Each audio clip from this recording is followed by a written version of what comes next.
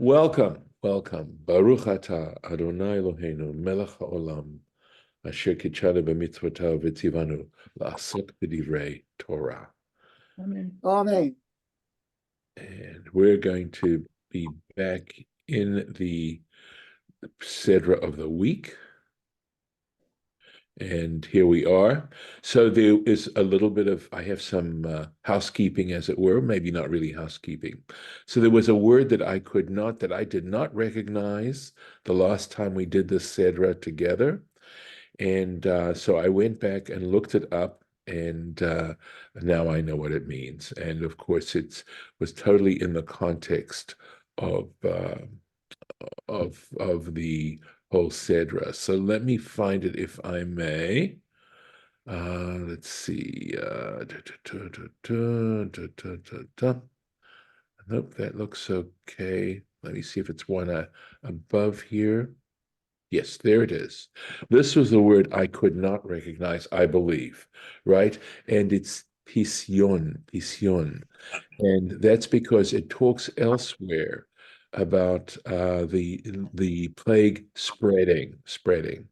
So because it talks about the plague spreading, which is in Pasa, that's the terminology that it uses in the Torah. So pisyon is a noun made from the verb, which would mean the spreading of the plague.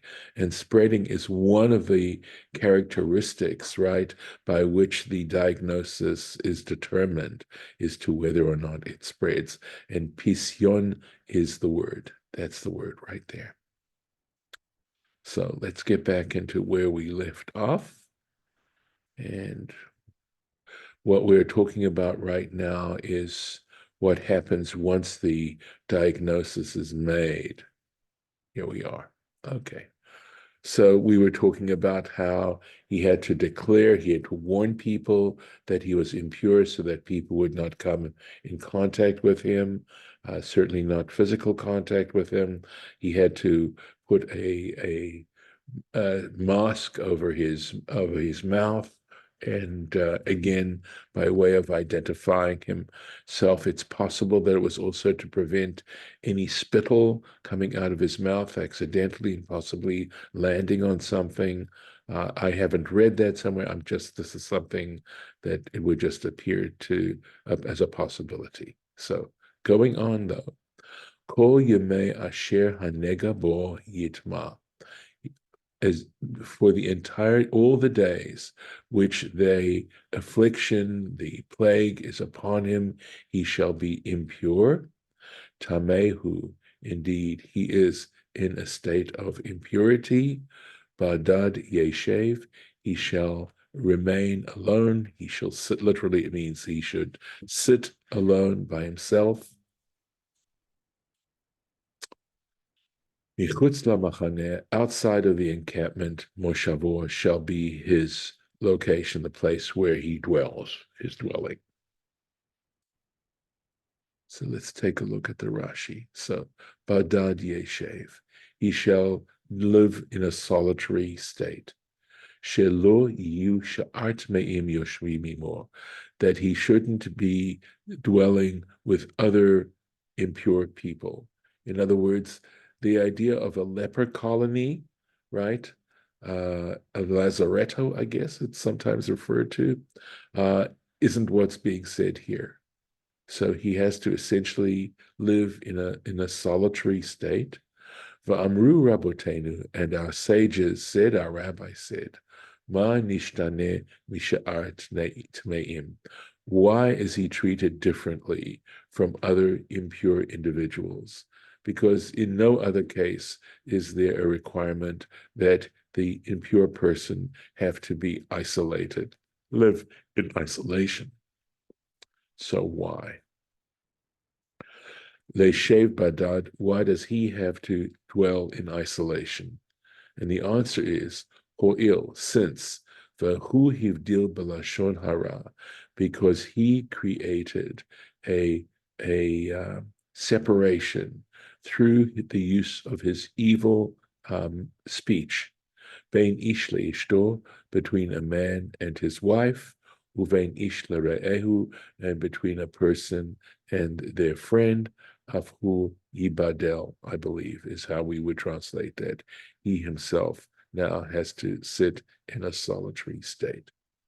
So, as I've mentioned before, even though it seems as if bad mouthing, which is so easy, and so tempting, and very much, if you think about it, if we think a little bit about it, it is so often done because of how we feel. It's done through some sort of emotional state where we aren't controlling our emotions. And here we are saying things that are derogatory about another person. And we clearly create divisions amongst people. I may have mentioned that, someone may be a very close friend of yours, and someone else comes and says something derogatory about them. You cannot help but be influenced. It has to affect your relationship on some level, even if it doesn't destroy it entirely, so that it in fact is like a social cancer. And so being conscious of it, trying to take something that is so easy and say, wait a second, even though it's such an easy thing to fall into, doesn't mean it isn't a serious thing. And of course, this would be an example of how I like to say that the subtext of the written Torah, what we're studying here, is doing what doesn't come naturally, because it's so natural to badmouth. And here we're being told, under no circumstances. Michutz la'machaneh, outside of the encampment. So the question is, what encampment are we talking about? We already have had enough study of the Torah to know that there were three encampments. There was the one encampment where the Mishkan was, where the tabernacle was. There was the camp of the Levites right outside of that. Moses and Aaron and the other three Levitical families on each side. And then outside of that was the Machaneh Yisrael. There was the Israelite encampment. So outside the encampment, Rashi tells us, Chutz l'shalosh machanot. In other words, the leper had to, or the Metzorah, had to dwell outside of these three encampments. So again, just important to notice, please, that this is about spiritual uncleanliness, even though there are, in fact, physical manifestations of it. But the whole issue of Tuma and Tara is a deeply spiritual one, but it is directly connected to physical experiences.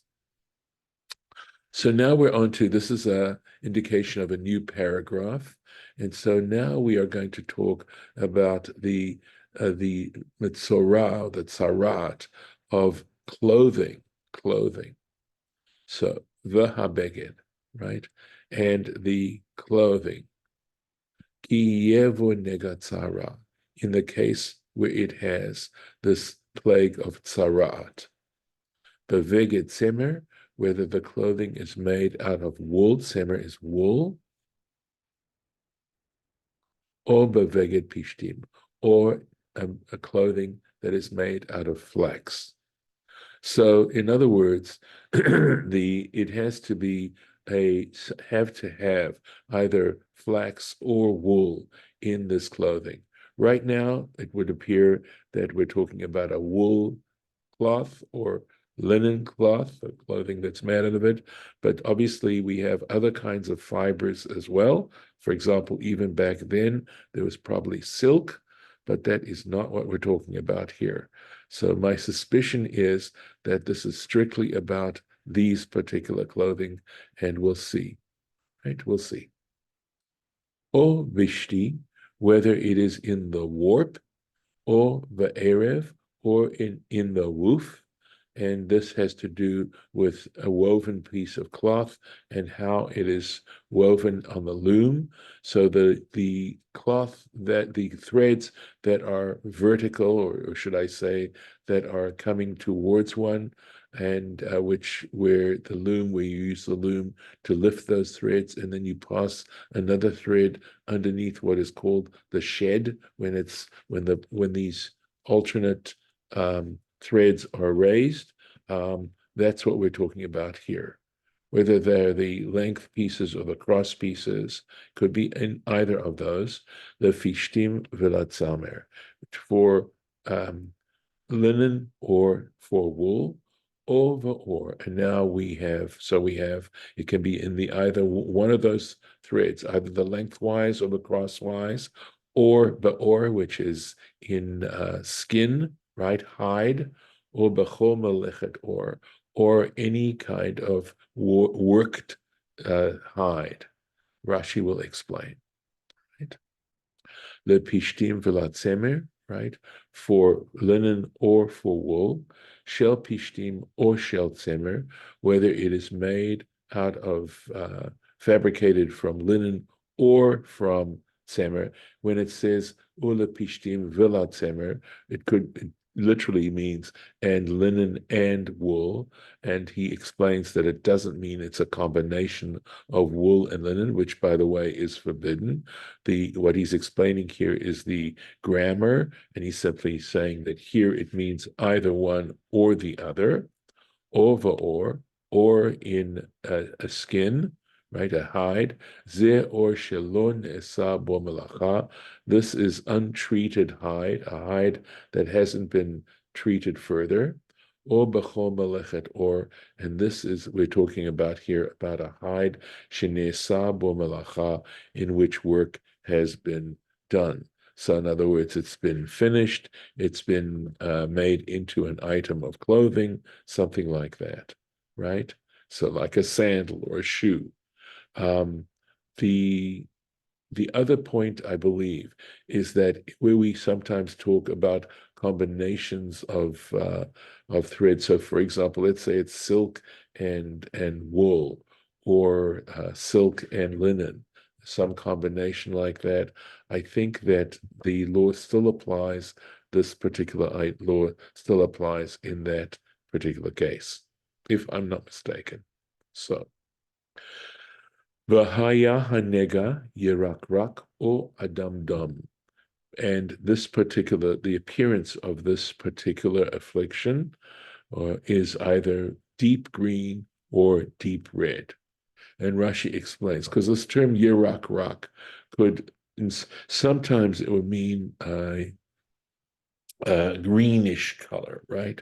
But here, at least according to how Rashi's understanding it, which I believe would be based on the Sifra or the Talmud, Yerak Yarok Shebiyerokim. In other words, the greenest of green, Adam Dom from Adom, meaning red,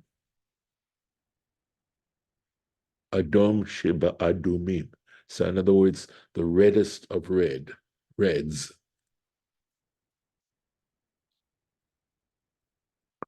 Okay, let's keep going. Here we are. Babeged, whether it's in an item of clothing that is fabric, I suspect here, or va'or, or in skin, or vashti, or if it's in the warp, or va'erev, or if it's in the woof, or b'chol kli, or any item made out of a vessel made out of skin, negat Tzara'at. It is considered a plague of leprosy, or forgive me, I fall into that trap, the plague of Tzara'at. The hor'ah et ha-kohen, and the priest, it shall be shown to the priest.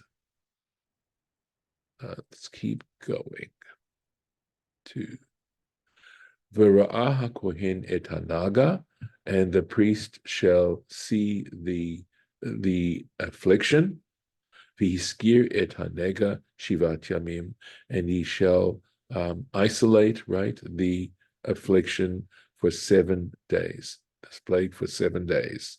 So he's going to see what happens. And by the way, of course, this is very similar to a situation with a human being that's showing these indications. V'ra'a et hanega bayom hashvi'i, and he shall look, he shall see the affliction on the seventh day.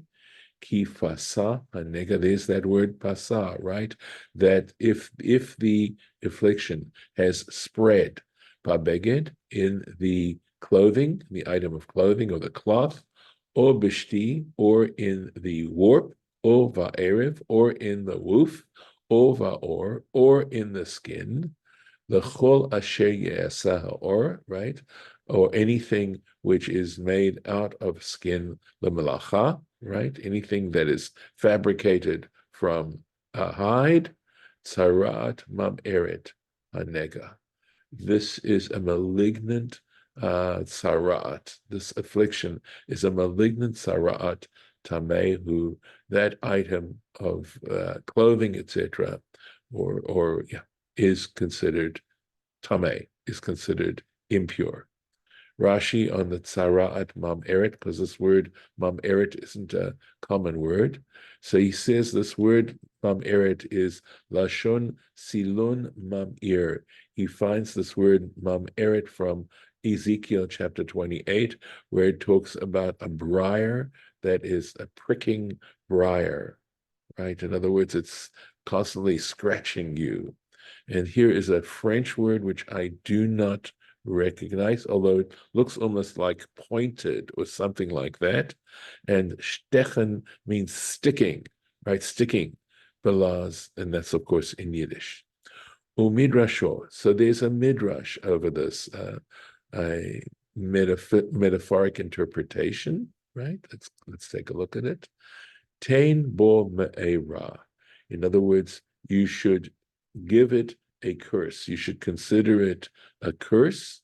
Shelo tehene hemenu. In other words, you should consider it cursed, that you shouldn't benefit from it. So this Tzara'at mam'eret means that this particular item, this item of clothing, etc., you should see it as cursed and not want to have anything to do with it, right? So you shouldn't benefit from it at all. So what do? V'saraf et habeged, and you shall burn the clothing, the garment, or et hashti, or et ha'erev, or the warp, or the woof, but semer, which is in the wool, or bat pishtim, or in the linen, or et kol kli or the any, I believe it means here, any vessel, item made out of skin, out of hide, asher yibo hanega, in which there is the affliction, ki tzara'at mam'ereti, because it is a malignant tzara'at, va'esh tisaref, it shall be burned in fire. So let's take a look here at Rashi. Batsemer or bepishtim, whether it's in wool or in linen, shel tsemer or shel pishtim. In other words, he's just saying the simple meaning of it means it's made of wool or of linen. Zehu pshuto. That's the straightforward understanding of the Hebrew here. Umidrashcho. And to interpret this further, Yachol lavi gizei tsemer. It's possible that when you're burning it, you should bring pieces of wool, right? Ve'atzile fishtan, or stalks of flax, va'yisrafem imo, and burn them along with this tzara'at part, right? You should do that. Talmud lomar, and for this reason, Scripture says he. In other words, it puts an emphasis on it, right?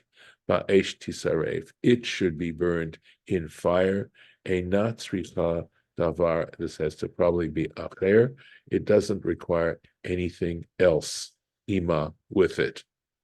Imke. So if this is the case, ma Talmud lomar batsemer o bepishtin. So what is Scripture teaching us then when it talks about wool or flax, right? Wool or linen. Lotzi et ha'amariot, that is to exclude burning the hems of such garments, shebo shehen mimin acher.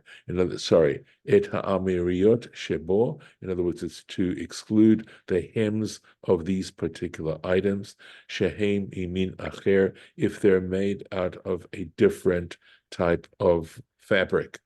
In other words, not from linen or wool.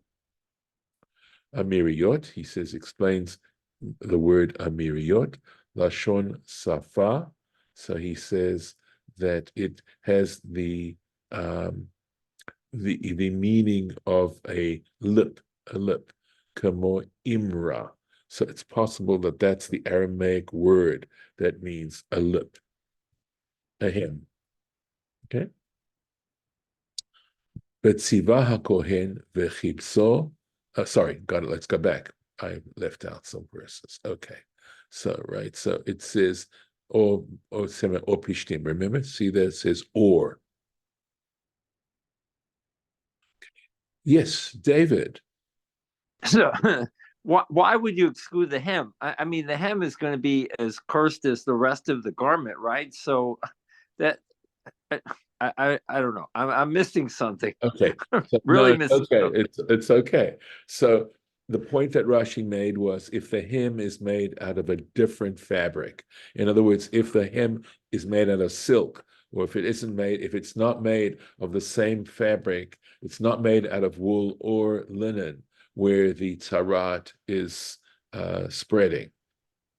So again, there's a lot that's arbitrary about this whole thing. Yeah. When we started the whole subject of Tzara'at, I mentioned that it doesn't become tamei until the priest declares that it's tamei. And of course, I love using the example of baseball, where a strike isn't a strike and a ball isn't a ball until the umpire calls it. I mean, yes, are there indications of what's a strike? Is there a definition of a strike? But it's what the umpire calls it. That's how the game goes. So likewise, the priest has to declare it, right? But here, it's just part of it. But because it can only occur in wool or when it comes to fibers, it can only occur in wool or linen. So he's saying that even the hem, if the hem isn't made out of those fabrics, then it is not considered tzara'at. So it doesn't get burnt. Yep. Okay. All right. All right. Thank you. No, thank you for asking. All right. Let's make sure I've got everything here. Okay. V'im yir'eh hakohen, and if the priest sees, v'hinei lo fasa hanega, and he sees that this affliction hasn't in fact spread, ba'beged, whether in the clothing or vashti, or in the warp, or sorry, let me make sure. Let's see what I've got here. Sorry, o bishti or ba'erev, or in the wolf, or b'chol klior, or in any item that is made out of hide, right? I mean, we notice, of course, the reason for this repetition of all the language certainly makes it into a more legal kind of language, right? So that's why we have all these repetitions, to try and make sure that our definitions are very carefully constructed. So let's keep going here, right? V'tziva HaKohen. So this is, he sees that it hasn't spread. V'tziva HaKohen, and the priest should command, v'chibsu et asher bo hanega, and they should launder that in which is this nega, this naga, this affliction. V'hiskiro shivat yamim shenit, and they need to isolate it for another set of 7 days. Et asher bo hanega, that in which is the nega, the affliction. Yachol makom hanega bilvad. It's possible that we might think that the only part that gets washed is the location of the nega, of this affliction, bilvad, alone. Talmud Lomar, and that's why Scripture teaches Eit Asher Bo Hanega, that they need to wash the entire garment, that in which at least that's what this would mean, that in which the affliction is. Yachol Kol Habegel Kulo, but we might then think that we're supposed to launder the entire garment, Ta'un Kibbutz, that the entire garment requires laundering. Talmud Lamar Hanega. So for that reason, Scripture uses the term the nega, the affliction, that spot that is affected. Ha ketzad. How do we understand? How do we understand this then? Because it appears to be a contradiction. Yichabes min habeged imor. What it means is that essentially you need to launder the spot where the affection is, but you also have a little part of the unaffected garment with it when you're laundering it. It isn't just that spot, but a little bit of the garment as well. That's how we understand it then. Okay, going on. Vera'ah hakohen acharehu kabes et hanega, and the priest then should examine and see after this affection has been washed, laundered. Vehinai lo hafach hanega et eno, and it looks as if the affection has not changed its appearance. Vehanega lo fasa, even though the affection hasn't spread. Tamehu, it's nevertheless to be considered tameh. It's still considered to be impure. Ba'esh tisrafenu, you shall burn it in fire. Pechetet he, it is a pechetet. That is translated often as a fret, but what exactly the pechetet means, what exactly a fret means, that's a good question. But we'll see. We'll see if Rashi works with that at all. The karachto, and now it uses another interesting expression.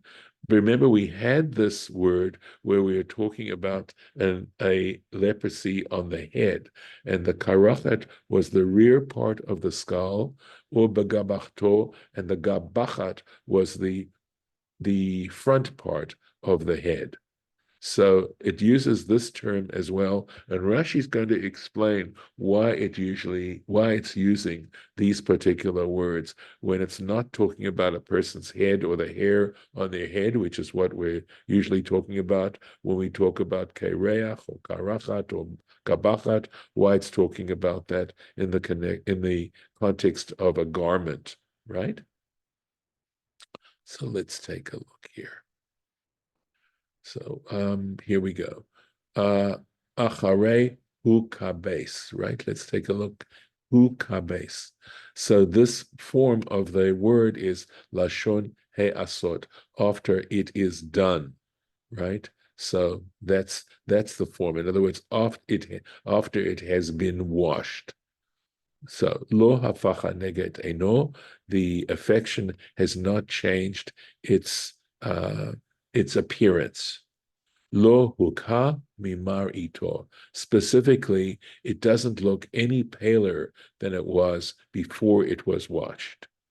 V'hanega lo fasa, and despite the fact that this affection has not spread, shamanu, so we understand, she'im lo hafach, that if it hasn't changed its appearance, the lo pasa, and it hasn't spread, tameh, it is considered impure. Ve'ein tzarich lomar, and we don't have to mention the situation where it is lo hafach upasa, a case where it hasn't changed, upasa or pasa. So lo hafach upasa, hafach belo pasa. So we've got other situations, right, where it hasn't changed and it spread, hafach belo pasa, where it changed and it didn't spread. In other words, it became paler. A neodea. Okay, I'm sorry. Hafach belo pasa, a neodea ma yesai. In a case where it changed its appearance, In other words, it now became lighter and it didn't spread. And ni yodea ma ya'aselo. We do not know what should be done to that situation. In other words, the situation that the Torah mentioned was that it hasn't changed color and it hasn't spread, right? So in a case where if it did change color, but it did spread, well, in that case, for sure, it is certainly still tameh.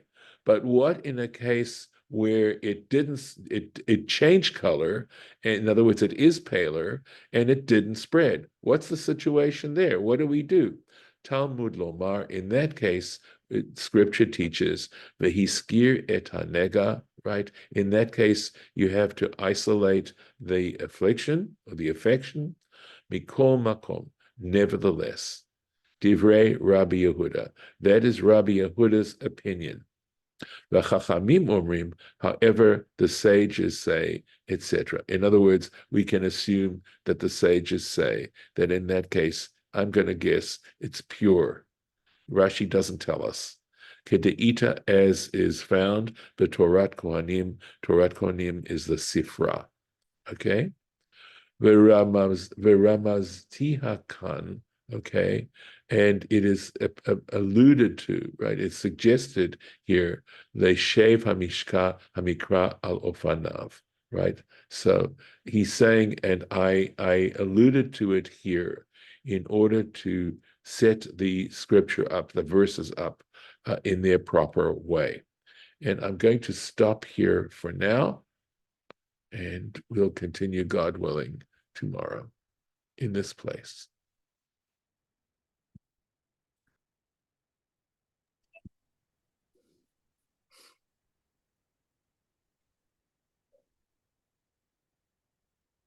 Okay. And I'm going to stop the share, and we will stop the recording.